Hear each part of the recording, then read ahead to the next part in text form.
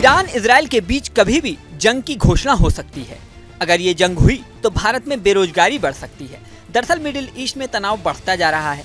पिछले साल अक्टूबर से वहां लगातार जंग के हालात हैं। पिछले साल अक्टूबर में नॉन स्टेट एक्टर हमास ने इजराइल पर हमला किया था। इसके बाद हमास और इजराइल में जंग हो गई, जो आज तक जारी है।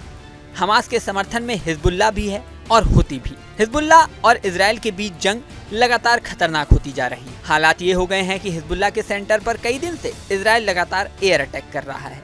हिजबुल्लाह चीफ नसरल्लाह सहित उसके कई कमांडर मौत के घाट उतारे जा चुके हैं। हिजबुल्लाह का सबसे बड़ा सपोर्टर ईरान है। नसरल्लाह की मौत के बाद मंगलवार रात ईरान ने भी इजराइल पर मिसाइल अटैक किया। ईरान की सैकड़ों मिसाइलें इजराइल पर ताबड़तोड़ गिरी।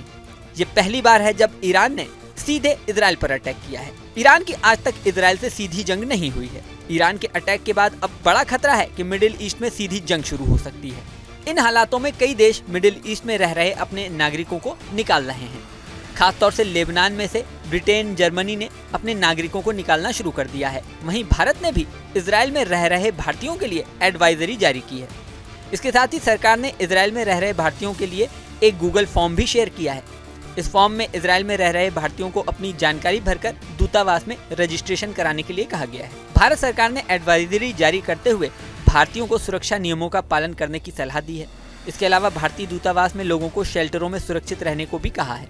भारत के करीब 28,000 लोग इजराइल में काम करते हैं। इसके अलावा ईरान में 5 से 10,000 भारतीय रहते हैं। आंकड़ों के मुताबिक लेबनान में भी 4,000 से अधिक भारतीय रह रहे हैं। मिडिल ईस्ट के अन्य देशों में भी हजारों भारतीय नौकरी या बिजनेस करते हैं। मिडिल ईस्ट में जंग तेज होती है तो ये लोग बेरोजगार हो सकते हैं। इसके अलावा मिडिल ईस्ट में भारत का व्यापार भी अच्छा खासा है। मिडिल ईस्ट में तमाम भारतीय ट्रेडिंग करते हैं।